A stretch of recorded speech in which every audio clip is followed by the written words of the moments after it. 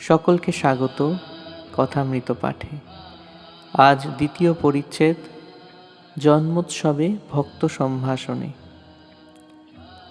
এইবার ভক্তেরা প্রসাদ পাইতেছেন। চিড়ে মিষ্টান্নাদি অনেক প্রকার প্রসাদ তাহারা পাইয়া তৃপ্তি লাভ করিলেন। ঠাকুর মাস্টারকে বলিতেছেন, মুখুজ্জেদের বল নাই, সুরেন্দ্রকে বল বাউলদের খেতে দিতে। শ্রীযুক্ত বিপিন সরকার আসিয়াছেন। ভক্তেরা বলিলেন, ওর নাম বিপিন সরকার। ঠাকুর উঠিয়া বসিলেন ও বিনীতভাবে বলিলেন, একে আসন দাও আর পান দাও। তাহাকে বলিতেছেন, আপনার সঙ্গে কথা কইতে পেলাম না, অনেক ভিড়। গিরীন্দ্রকে দেখিয়া ঠাকুর বাবুরামকে বলিলেন, একে একখানা আসন দাও। নিত্যগোপাল মাটিতে বসিয়াছিলেন দেখিয়া ঠাকুর বলিলেন, একেও একখানা আসন দাও। শিথির মহেন্দ্র কবিরাজ আসিয়াছেন। ঠাকুর সহাস্যে রাখালকে ইঙ্গিত করিতেছেন, হাতটা দেখিয়ে নে। শ্রীযুক্ত রামলালকে বলিতেছেন, গিরিশ ঘোষের সঙ্গে ভাব কর, তাহলে থিয়েটার দেখতে পাবি। সকলের হাস্য। নরেন্দ্র হাজরা মহাশয়ের সঙ্গে বাহিরের বারান্দায় অনেকক্ষণ গল্প করিতেছেন। নরেন্দ্রের পিতৃবিয়োগের পর বাড়িতে বড়ই কষ্ট হইয়াছে।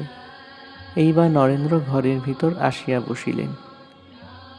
নরেন্দ্রের প্রতি ঠাকুরের নানা উপদেশ। শ্রীরামকৃষ্ণ নরেন্দ্রের প্রতি, তুই কি হাজরার কাছে বসেছিলি? তুই বিদেশিনী, সে বিরোহিনী। হাজরারও ১,৫০০ টাকার দরকার। সকলের হাস্য। হাজরা বলে, নরেন্দ্রের ১৬ আনা সত্যগুণ হয়েছে, একটু লালচে রজগুণ আছে, আমার বিশুদ্ধ সত্য ১৭ আনা। সকলের হাস্য। আমি যখন বলি তুমি কেবল বিচার করো, তাই শুষ্ক, সে বলে আমি সৌরসুধা পান করি, তাই শুষ্ক। আমি যখন শুদ্ধা ভক্তির কথা বলি, যখন বলি শুদ্ধ ভক্ত টাকা করি ঐশ্বর্য কিছু চায় না, তখন সে বলে তার কৃপা বন্যা এলে নদী তো উপচে যাবে, আবার খাল ডোবাও জলে পূর্ণ হবে। শুদ্ধা ভক্তিও হয়, আবার ঐশ্বর্যও হয়, টাকা করিও হয়, সব হয়। ঠাকুরের ঘরের মেঝেতে নরেন্দ্রাদি অনেক ভক্ত বসিয়া আছেন। গিরিশও আসিয়া বসিলেন। শ্রীরামকৃষ্ণ গিরিশের প্রতি, আমি নরেন্দ্রকে আত্মার স্বরূপ জ্ঞান করি, আর আমি ওর অনুগত। গিরিশ, আপনি কারই বা অনুগত নন? নরেন্দ্রের অখণ্ডের ঘর। শ্রীরামকৃষ্ণ সহাস্যে, ওর মদ্যের ভাব পুরুষভাব, আর আমার মেদি ভাব প্রকৃতি ভাব। নরেন্দ্রের উঁচু ঘর, অখণ্ডের ঘর। গিরিশ বাহিরে তামাক খাইতে গেলেন। নরেন্দ্র শ্রীরামকৃষ্ণের প্রতি, গিরিশ ঘোষের সঙ্গে আলাপ হলো, খুব বড় লোক, মাস্টারের প্রতি আপনার কথা হচ্ছিল। শ্রীরামকৃষ্ণ, কি কথা? নরেন্দ্র, আপনি লেখাপড়া জানেন না, আমরা সব পণ্ডিত, এইসব কথা হচ্ছিল। সকলের হাস্য। শ্রীরামকৃষ্ণ ও নরেন্দ্র, পাণ্ডিত্য ও শাস্ত্র। মণিমল্লিক ঠাকুরের প্রতি, আপনি না পড়ে পণ্ডিত। শ্রীরামকৃষ্ণ নরেন্দ্রাদির প্রতি, সত্য বলছি, আমি বেদান্ত আদিশাস্ত্র পড়ি নাই বলে একটু দুঃখ হয় না। আমি জানি বেদান্তের সার ব্রহ্ম সত্য জগৎ মিথ্যা, আবার গীতার সার কি? গীতা ১০ বার বললে যা হয়, ত্যাগী ত্যাগী। শাস্ত্রের সার গুরুমুখে জেনে নিতে হয়, তারপর সাধন ভজন। একজন চিঠি লিখেছিল, চিঠিখানি পড়া হয় নাই, হারিয়ে গেল। তখন সকলে মিলে খুঁজতে লাগলো। যখন চিঠিখানা পাওয়া গেল, পড়ে দেখলে ৫ শেষ সন্দেশ পাঠাবে আর একখানা কাপড় পাঠাবে। তখন চিঠিটা ফেলে দিলে, আর ৫ শেষ সন্দেশ আর একখানা কাপড়ের জোগাড় করতে লাগলো। তেমনি শাস্ত্রের সার জেনে নিয়ে আর বই পড়বার কি দরকার? এখন সাধন ভোজন। এইবার গিরিশ ঘরে আসিয়াছেন। শ্রীরামকৃষ্ণ গিরিশের প্রতি, হ্যাঁ গা, আমার কথা সব তোমরা কি করছিলে? আমি খাই দাই থাকি। গিরিশ: আপনার কথা আর কি বলবো? আপনি কি সাধু? শ্রীরামকৃষ্ণ: সাধু টাধু নয়, আমার সত্যই তো সাধুবোধ নাই। গিরিশ: ফচকিনিতেও আপনাকে পারলুম না। শ্রীরামকৃষ্ণ: আমি লাল পেরে কাপড় পরে জয়গোপাল সেনের বাগানে গেছিলাম। কেশব সেন সেখানে ছিল। কেশব লাল পেরে কাপড় দেখে বললে, আজ বড় যে রং, লাল পরের বাহার। আমি বললুম, কেশবের মন ভুলাতে হবে, তাই বাহার দিয়ে এসেছি। এইবার আবার নরেন্দ্রের গান হইবে। শ্রীরামকৃষ্ণ মাস্টারকে তানপুরাটি পাড়িয়া দিতে বলিলেন। নরেন্দ্র তানপুরাটি অনেকক্ষণ ধরিয়া বাঁধিতেছিলেন। ঠাকুর ও সকলে অধৈর্য হইয়াছেন। বিনোদ বলিতেছেন, বাঁধা আজ হবে, গান আর একদিন হবে। সকলের হাস্য। শ্রীরামকৃষ্ণ হাসিতেছেন আর বলিতেছেন, এমনই ইচ্ছে হচ্ছে যে তানপুরাটা ভেঙে ফেলি। কি টং টং, আবার টানা নানা নেড়ে নোম হবে। ভবনাথ: যাত্রার গোড়ায় অমনি বিরক্ত হয়। নরেন্দ্র বাঁধিতে বাঁধিতে: সে না বুঝলেই হয়। শ্রীরামকৃষ্ণ সহাস্যে: ওই আমাদের সব উড়িয়ে দিচ্ছে।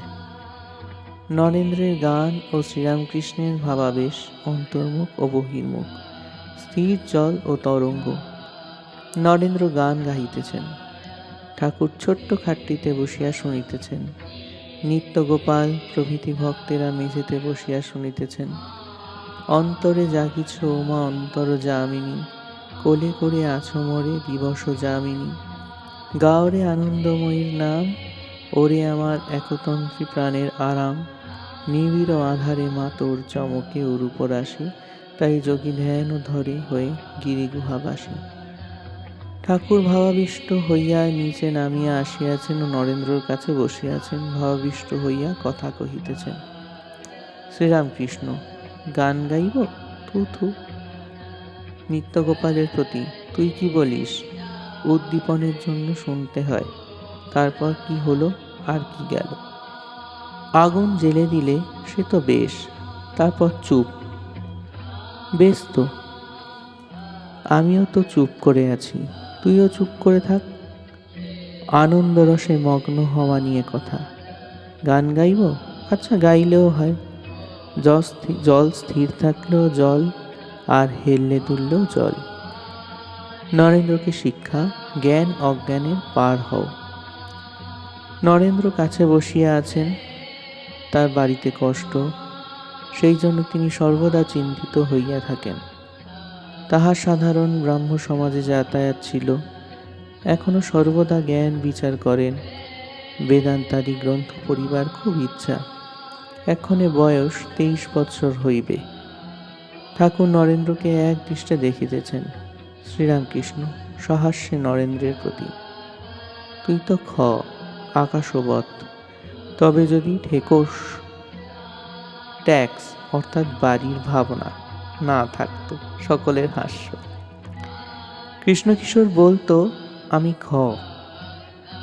একদিন তার বাড়িতে গিয়ে দেখি সে চিন্তিত হয়ে বসে আছে, বেশি কথা করছে না। আমি জিজ্ঞেস করলুম, কি হয়েছে গা, এমন করে বসে রয়েছ কেন? সে বললে, ট্যাক্সওয়ালা এসেছিল। সে বলে গেছে, টাকা যদি না দাও তাহলে ঘটি বাটি সব নিলাম করে নিয়ে যাব। তাই আমার ভাবনা হয়েছে।